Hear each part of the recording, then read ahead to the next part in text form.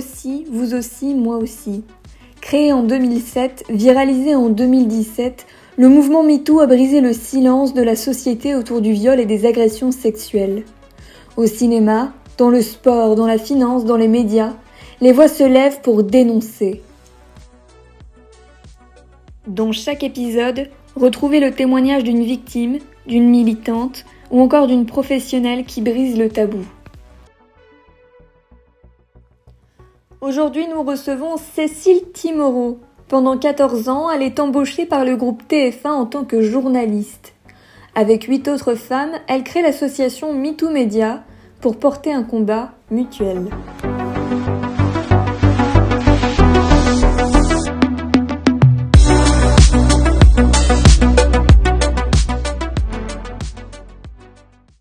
Cécile Timorot, bonjour. Oui, bonjour Colline. En 1987, vous êtes journaliste pour le groupe TF1.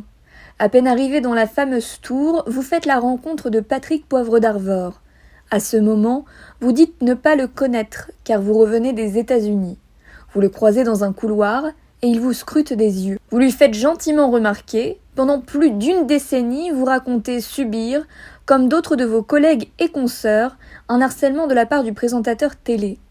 Mais alors, qu'est-ce qu'il vous faisait au quotidien ? Alors on peut pas dire que c'était au quotidien parce qu'au début, les 3 premières années, moi j'étais à l'émission du matin, très tôt le matin. Donc PPDA, ça a été plutôt quand je suis arrivée dans la rédaction.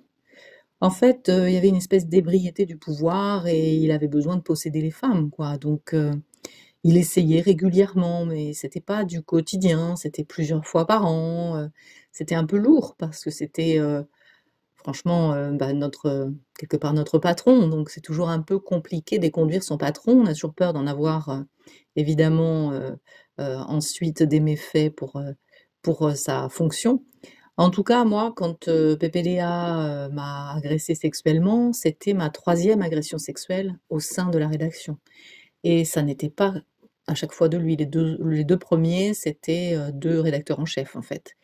Et puis ensuite, ça a été, effectivement PPDA. Donc il y avait quand même une ambiance assez malsaine au sein de TF1 et c'était extrêmement entretenu par PPDA qui, se disait, un séducteur, mais il était au-delà du séducteur. Parce que du coup, ce sont des agressions de quel type ? Qu'est-ce qu'il vous faisait concrètement ? Concrètement, c'était, de façon un peu, libidineuse, demander, quand est-ce qu'on dîne ensemble, quand est-ce qu'on se voit. Il y avait également des appels téléphoniques le soir tard, vers 11h minuit. Est-ce que vous dormez nus? Est-ce que vous voulez vous masturber? Est-ce que voilà, des choses comme ça, qui venant quand même d'un supérieur hiérarchique, sont des choses très choquantes et comment vous pouvez répondre à ce genre de choses? Donc bon, voilà, c'était compliqué. Et donc, un soir, après 10 ans à la rédaction, vous acceptez de dîner avec lui. Ce soir-là, qu'est-ce qu'il se passe concrètement ? En fait, un soir, je le vois, mais il va vraiment très mal à ce moment-là. Moi, j'ai une relation un peu particulière avec PPDA parce qu'à un moment, Patrick Lelay, avait été furieux par un des reportages que j'avais refusé de faire, qui était pour moi un reportage de complaisance et voulait, que je sois, sortie de la rédaction et Patrick Poivre d'Arvor, s'oppose, à ça et me soutient. Donc je me sens, voilà, en confiance avec lui parce que j'ai été soutenue professionnellement et puis en plus Patrick Poivre d'Arvor, fait partie de mon équipe de sport puisque je faisais partie de l'équipe de sport de TF1. Donc on se voyait en dehors et il me laissait tranquille depuis un certain temps et je le croise dans les couloirs et il était vraiment très mal. C'était l'anniversaire de la mort de sa fille. Moi, je revenais à nouveau des États-Unis, alors cette fois-ci professionnellement puisque j'y étais, pour TF1 et je lui demande, «Mais est-ce que ça va Patrick?» Et là, il me répond, «Pas du tout, ça va pas du tout» et je lui dis: «Mais qu'est-ce qu'on peut faire pour toi?» Et il me dit, «Bah, écoute, tu qu'à accepter l'invitation à dîner que je te fais depuis très longtemps». Donc je lui dis: «Bon Patrick, on sait, toi et moi, qu'il y a pas d'histoire de drague, qu'effectivement, si tu as besoin de discuter avec une collègue, moi je serais très flattée, de pouvoir, te soutenir dans ce moment difficile pour toi, mais on est bien d'accord qu'il n'y a rien d'autre derrière cette invitation à dîner?» Et oui, il n'y a rien d'autre, oui, je n'ai pas la tête à ça. Voilà. Pardon.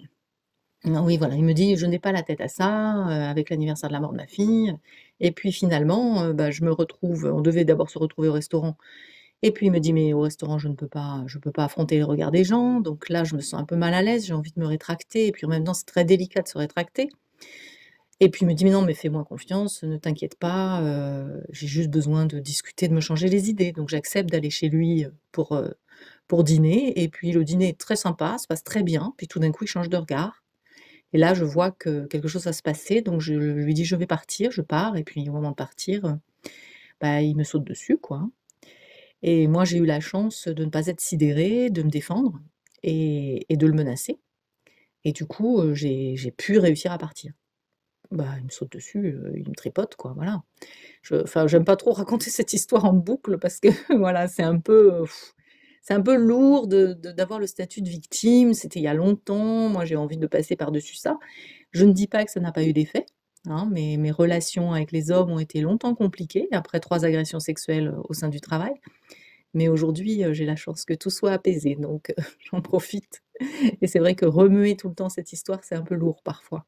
Mais nombre de personnes savaient, du président de la chaîne ou encore Catherine Lambré, ancienne directrice de l'école de journalisme IPJ, qui a déclaré dans l'émission Complément d'enquête qu'elle n'envoyait jamais de jeunes étudiantes en stage dans les rédactions où travaillait PPDA, car, je cite, sa réputation était d'attaquer les filles. Mais pourquoi personne n'a rien dit? Est-ce qu'on normalisait ces actes? Moi, je dirais qu'on normalisait ces actes, effectivement, parce que très clairement, PPDA était un harceleur. Enfin, appeler la nuit, demander comment vous dormez, si vous êtes nu et si vous voulez vous masturber, c'est quand même absolument anormal. C'était aussi un agresseur sexuel, ça tout le monde le savait, tout le monde savait qu'il essayait. Alors lui il parle de petits bisous dans le cou, mais on va bien au-delà de ça.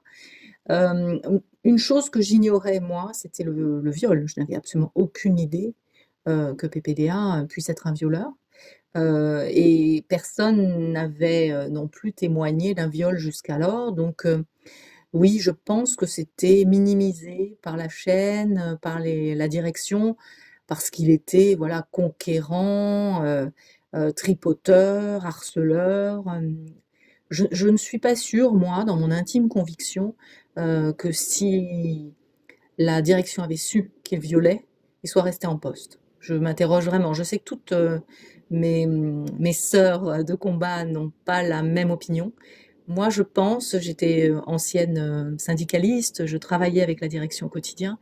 J'ai vraiment, en tout cas, cet idéalisme de croire que si on avait su qui violait, quelque chose se serait passé.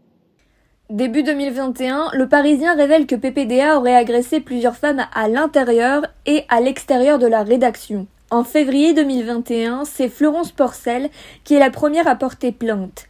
2 semaines plus tard, l'ex-star du journal télévisé clame son innocence sur le plateau du Quotidien. Quelques jours après, ce sont 22 femmes, journalistes, mais pas que, qui témoignent et portent plainte pour agressions sexuelles, mais également des viols à leur tour. Vous ne vous connaissiez pas, mais vous vous sentez proche dans un combat. Cécile Timorot, le 8 novembre, votre visage fait la une de Libération avec Hélène Devinck, Stéphanie Caillat, Emmanuel Dancourt, Muriel Réus, Cécile Delarue et Aude Darley. Ensemble, vous créez l'association MeToo Média. Que défendez-vous et quelles sont les actions que vous menez? En fait, ce qu'on défend, c'est, de pouvoir, dénoncer les violences sexistes et sexuelles qui existent, de la part des médias.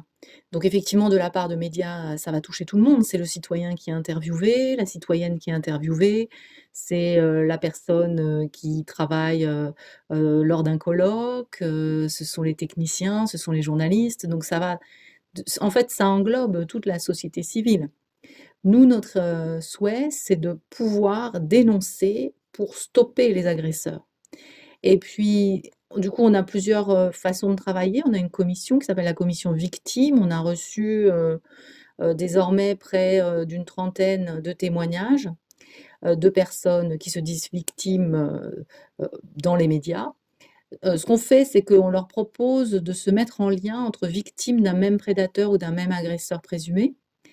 L'idée, c'est quoi? C'est qu'elles puissent se soutenir, qu'elles puissent, se sentir moins seules parce que quand on est seul, sur la place du village, nu, à se dire victime, on est exposé, c'est très violent. Par contre, ensemble, on est conforté et abrité derrière le collectif.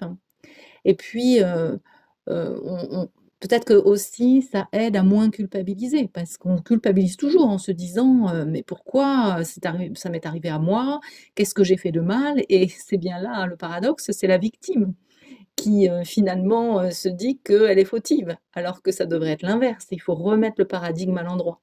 Donc ça, c'est notre idée et puis notre idée, c'est aussi de travailler au sein des rédactions et des écoles de journalisme pour, essayer de sensibiliser les futurs journalistes et même, les équiper pour qu'ils deviennent experts des violences sexuelles et sexistes et qu'ils comprennent des notions qui sont des notions très complexes comme, la notion du déni, la notion du consentement, la notion de l'emprise, de la sidération aussi puisque, en France, on pense que quand une femme est violée et qu'elle ne s'est pas débattue, qu'elle n'a pas mordu, griffé, et bien quelque part, c'est qu'elle le voulait bien. Alors qu'on sait bien que, la peur peut amener à être complètement sidéré, à ne plus oser bouger en fait, comme une biche dans les phares d'une voiture la nuit qui, va se faire percuter mais ne bouge pas. Là, c'est la même chose, donc on veut essayer de démocratiser, toutes, ces notions et de faire en sorte que le grand public les comprenne pour mieux comprendre ce qu'ont subi ces femmes, les traumas qu'elles ont subis également et puis, ce collectif aussi nous permet de dénoncer puisque, c'est une personne morale. MeToo Média est une personne morale et une personne morale ne peut pas être, attaquée juridiquement pour dénonciation calomnieuse.